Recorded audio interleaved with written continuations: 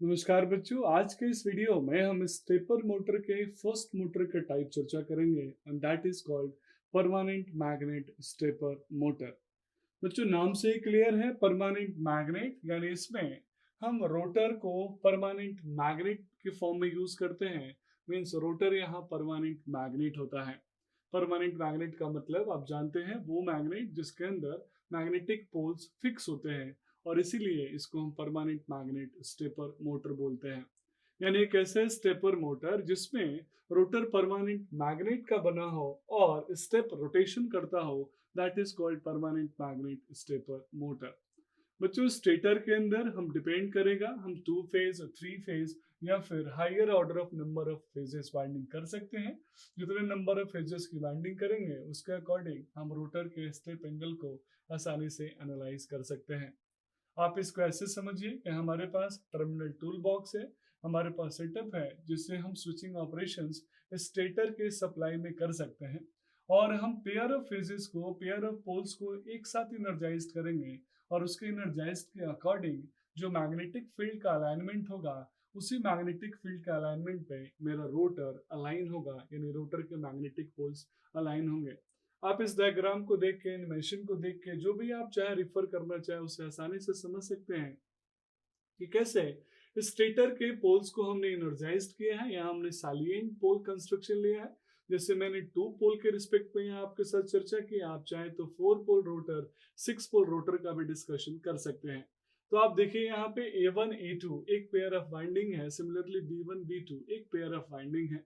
जब हम A1 A2 को एक साथ इनर्जाइज करेंगे बच्चों, तो जो भी मैग्नेटिक पोल बनेगा उसी पोल के अकॉर्डिंग मेरा रोटर अपने पोल को अलाइन करने की कोशिश करेगा, क्योंकि सिमिलर पोल्स में रिपल्शन होता है और अपोजिट पोल्स में अट्रैक्शन होता है। लेकिन अगर मैंने उस स्टेटर के मैग्नेटिक पोल को परमानेंटली कर दिया, फिक्स कर दिया, स्विचिंग नहीं किया, तो फिर इन दोनों के बीच में परमानेंट अलाइनमेंट हो जाएगा, कोई रोटेशन नहीं होगा। तो यहाँ हम थोड़ा सा स्मार्ट तरीका प्रीफर करते हैं। जैसे ही मेरा रोटर मेरे स्टेटर के A1 A2 में अलाइन होने की कोशिश करेगा, उसी ड्यूरेशन में मैं A1 A2 के स्विच को, सप्लाई को डिस्कनेक्ट कर दूंगा और B1 B2 के सप्लाई स्विच को कनेक्ट करके, यानी उसको मैं इनर्जाइज कर दूंगा। अब A1 A2 जैसे ही डी एनर्जाइज्ड हुआ, तो रोटर के अंदर जो इनर्शिया था उससे वो आगे बढ़ेगा और फाइनली B1 B2 के मैग्नेटिक पोल की तरफ रोटेट होकर अलाइन होगा। मैग्नेटिक लॉकिंग को अवॉइड करने के लिए जब तक B1 B2 के पोल में अलाइन हो, उससे पहले ही हम B1 B2 को डिस्कनेक्ट करके वापस फिर A1 A2 को इनर्जाइज कर देंगे।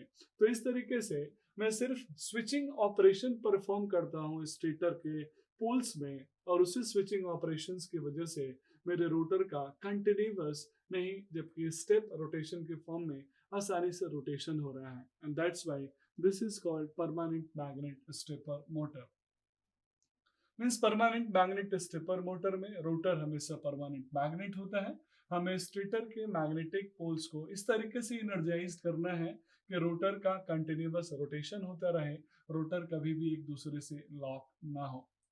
बच्चों, हम स्टेप एंगल आसानी से कैलकुलेट कर सकते हैं, जिसको हम स्टेप एंगल, स्टेपिंग एंगल हम जनरली एनालाइज करते हैं। आप जानते हैं एक क्लोज सर्किल में 360 डिग्री का एंगल होता है। 360 में अगर हम नंबर ऑफ पोल्स कितने लिए हैं, साथ में नंबर ऑफ फेजेस कितने लिए हैं, नंबर ऑफ स्टैक्स कितने लिए हैं, उसके अकॉर्डिंग हम चाहें तो हम स्टेप एंगल कैलकुलेट कर सकते हैं। जैसे मैंने अल्फा लिया, आप चाहे तो डेल या फिर कोई और एंगल नोटेशन दे सकते हैं। तो alpha equal to 360 upon NP, जहां पे N नंबर ऑफ पोल्स और नंबर ऑफ स्टैक्स है।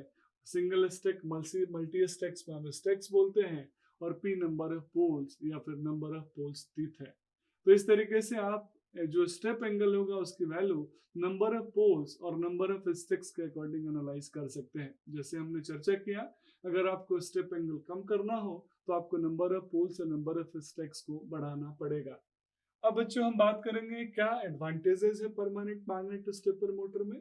सबसे पहला, इसका रोटर परमानेंट मैग्नेट है तो रोटर को किसी प्रकार की एक्साइटेशन की जरूरत नहीं है। कॉम्पैक्ट इन साइज है, स्मॉल है साइज में, इसीलिए मेजर एप्लीकेशंस में हम इसको आसानी से यूज करते हैं, प्रीफर करते हैं। सबसे अच्छी बात यह है, इसमें कोई अलग से एक्सटर्नल एक्साइटेशन नहीं देना है रोटर को। तो कोई लॉसेस भी नहीं होंगी, सिर्फ आपको स्टेटर साइड से एक्साइटेशन और स्विचिंग ऑपरेशन को कंट्रोल करना है। डीसी सप्लाई देके आप आसानी से E1 E2 B1 B2, आप चाहें तो और पोल्स बढ़ा दे तो C1 C2 को कंट्रोल करके आप रोटर को आप स्टेप रोटेशन में रोटेट करा सकते हैं। बाकी स्पीड कितनी रखनी है, टॉर्क कितना रखना है, वो डिपेंड करेगा आपका स्टेप एंगल कितना है, साथ में आपके स्टेटर की जो पोल्स की जो इनर्जाइज्ड और डी एनर्जाइज्ड करने की रेट है, फ्रीक्वेंसी है, वो कितनी ज्यादा है। बच्चों, इस मोटर में स्पीड कंट्रोल इफेक्टिव है क्योंकि स्पीड कंट्रोल करने के लिए हमारे पास स्टेटर साइड से ऑप्शंस अवेलेबल हैं जहाँ पे हम स्विचिंग को कंट्रोल करके आसानी से स्पीड को मैनेज कर सकते हैं। तो मैं बोल सकता हूँ कि इसके अंदर wide range of speed control है, wide range of torque control है, और जो स्पीड और टॉर्क का कंट्रोल है वो प्रिसाइज है। एडवांटेजेस के साथ साथ बच्चों कुछ डिसएडवांटेजेस भी होंगे, जैसे बहुत हाई पावर एप्लीकेशंस में मैं इसको यूज नहीं कर सकता।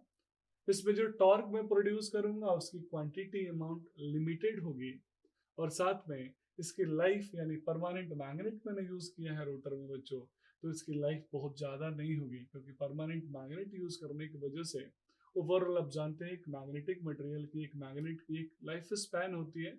अगर उसकी मैग्नेटिक पोल वीक होगी तो उस कंडीशन में इसका टॉर्क भी वीक होगा, तो इसकी लाइफ थोड़ी लिमिटेड है as compare to variable reluctance. आइए एप्लीकेशंस के बारे में समझ लेते हैं। सबसे मेजर एप्लीकेशन और सबसे इम्पैक्टफुल एप्लीकेशन है रोबोटिक्स। आप जानते हैं रोबोट्स में प्रिसाइज और इफेक्टिव कंट्रोल करना सबसे ज्यादा इंपॉर्टेंट होता है। जब आप रोबोटिक ऑपरेशंस को परफॉर्म करते हैं, जब आप रोबोट्स को यूज करते हैं, तो वहां प्रिसाइज कंट्रोल की बात करते हैं। सिमिलरली एरोनॉटिकल इंडस्ट्री में भी आप देखेंगे कैसे हम अपने इस परमानेंट मैग्नेट स्टेपर मोटर को यूज करके इजीली हम अपने ऑपरेशंस को परफॉर्म कर सकते हैं। Manufacturing, control industry, mills and printing, specially in सभी जगह पे जहाँ पे मुझे स्टेप रोटेशन करना हो, जहाँ पे प्रिसाइज कंट्रोल करना हो, जहाँ पे कॉस्ट इफेक्टिव एनालिसिस करना हो, वहाँ हम अपने परमानेंट मैग्नेट स्टेपर मोटर को यूज करेंगे। Permanent magnet stepper motor variable reluctance stepper motor के कंस्ट्रक्शन से डिफरेंट नहीं है, लेकिन जो ऑपरेशन है वो स्वाभाविक अलग है। तो आइए इस वीडियो को यही एंड करते हैं। अगले वीडियो में हम वेरिएबल रिलक्टेंस स्टेपर मोटर के बारे में चर्चा करेंगे। That's all about this video. Thank you so much.